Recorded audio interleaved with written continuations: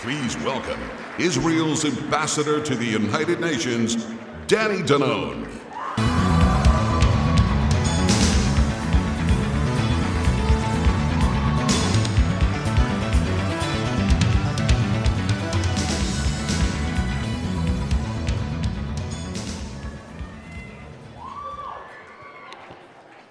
Shabbat Shalom. What an amazing evening. Distinguished elected officials, my colleagues from Israel, Minister Dermer, Ambassador Leiter, you are used to it, to be among friends in Washington, in Jerusalem, but for me to be in a room full of 1,000 Zionists, devoted Zionists, it's exciting. It's exciting. Thank you, RJC, for putting this amazing event together tonight. My friends, 2 years ago, the Jewish people faced the darkest day in our modern history. Today, we stand at a historic moment for our region. Israel has achieved what many thought impossible. All of our living hostages are home. The remains of 17 fallen hostages have been recovered and given the dignity of a proper burial. Hamas has finally been forced to accept what it rejected from the start, to return the hostages and to disarm. This moment was not born of luck. It was the result of a unique combination of conviction and courage. It came at a heavy cost, the sacrifice of our soldiers who fought like lions to defend our people. We owe a great deal of thanks to Prime Minister Netanyahu,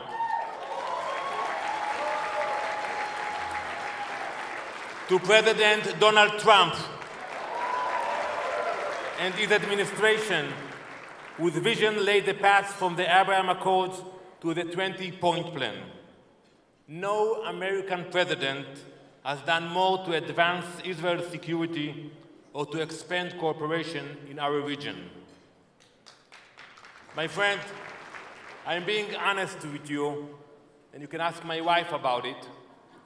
When I finished my first term as Israel's ambassador to the UN, I did not expect to return. 5 years in that place is more than enough.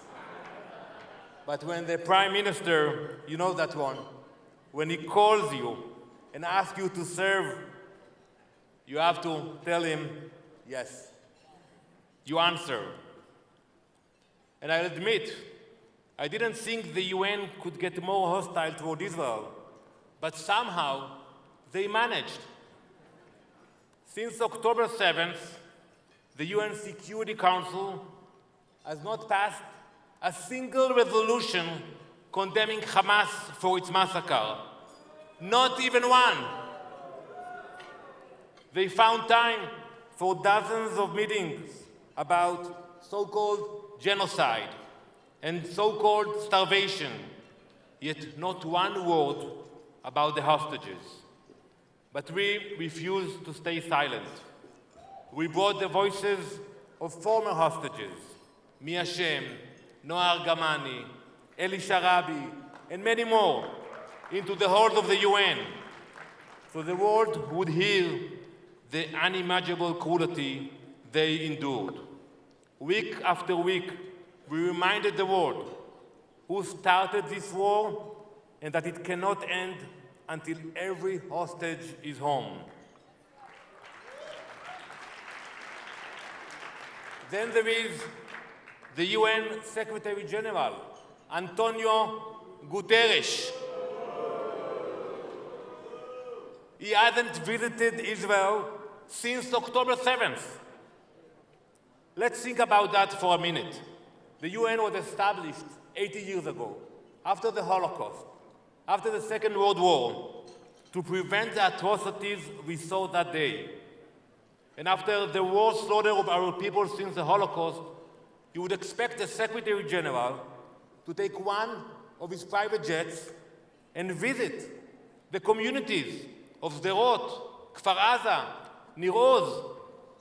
So when I arrived to the UN, I confronted him. I had a personal relationship with him.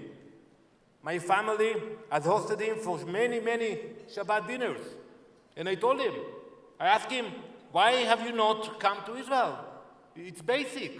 You are the Secretary General of the United Nations. You know what he told me? He told me, Danny, the Prime Minister never sent me a formal invitation. That is shameful. Shameful. We also face legal warfare. The efforts of the ICJ and the ICC to constrain Israel's right to defend itself. Next week, after we will finish this beautiful gathering, I will go back to the UN, and we're going to have a debate on Monday about the question whether Israel should cooperate with UNRWA. I will remind them, my colleagues, that this agency, it was corrupted by Hamas as a breeding ground for terror before October 7th, whose employees carried out the massacre and whose ties to terror remain unbroken to this day. I will remind them of Yonatan Samerano, Zichrono Levracha, murdered and kidnapped by an UNRWA employee and driven into Gaza in a UN vehicle. Let me say it clearly tonight, and maybe you can tell them that before Monday. No advisory opinion of the ICJ, no report, no resolution will change our minds. Israel is done with UNRWA.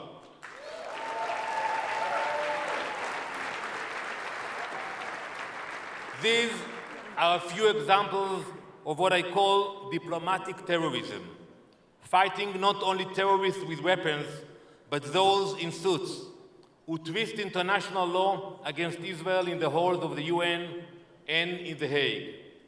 They try to delegitimize us, to isolate us, and silence us. But we are strong. We are determined to win this fight. Despite the pressure, the bias, the pain, and sacrifice, we can see positive change in the region. Lebanon is in a better place with a new government. Syria is somewhat safer for all of us. We have restored deterrence on multiple fronts, from Gaza to Yemen to Iran, so we can be proud of our soldiers, our sons and daughters, who showed the world that the days when Jews were massacred and there was no response are over. Not anymore.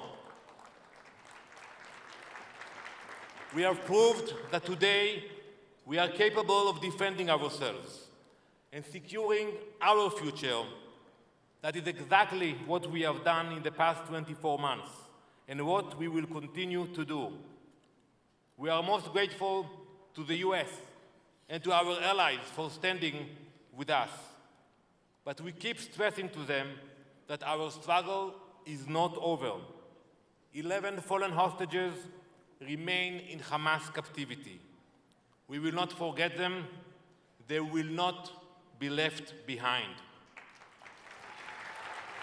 Dear friends, I am optimistic about our future because in our region, strength earns respect. And we have more than proven our capabilities. I have had Arab ambassadors whisper to me about our operations in Lebanon and Iran. One of them came to me in the Security Council. He told me, Danny, you know, inshallah, one day we will have peace. I want to come to Tel Aviv and to meet the guy or the girl who designed the pager operation. I told him, you better hurry up, because some of them are moving to the private sector. So tell your leader not to be shy. And I can tell you that I'm optimistic about many, many countries. And I don't know, whether you call them the Abraham Accords or the Avraham Accords, but we have to admit it. They opened the door. Now, it's time to widen it.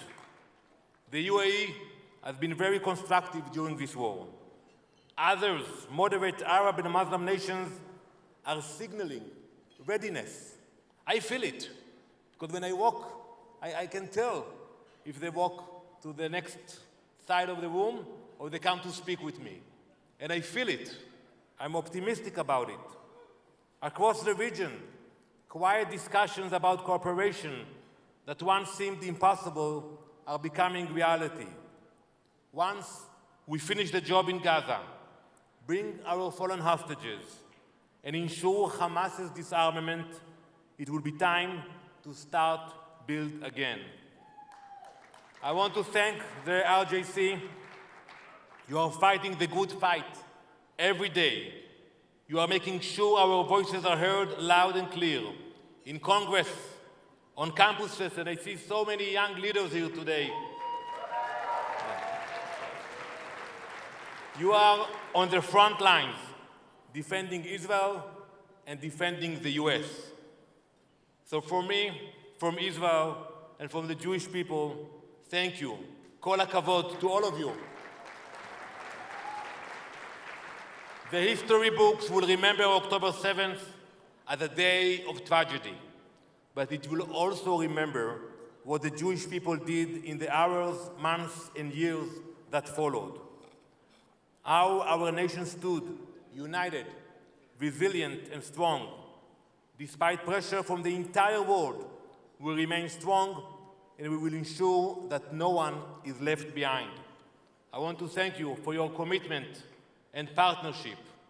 Together, we will keep playing offense. Together, we will prevail. Thank you very much, and Shabbat Shalom.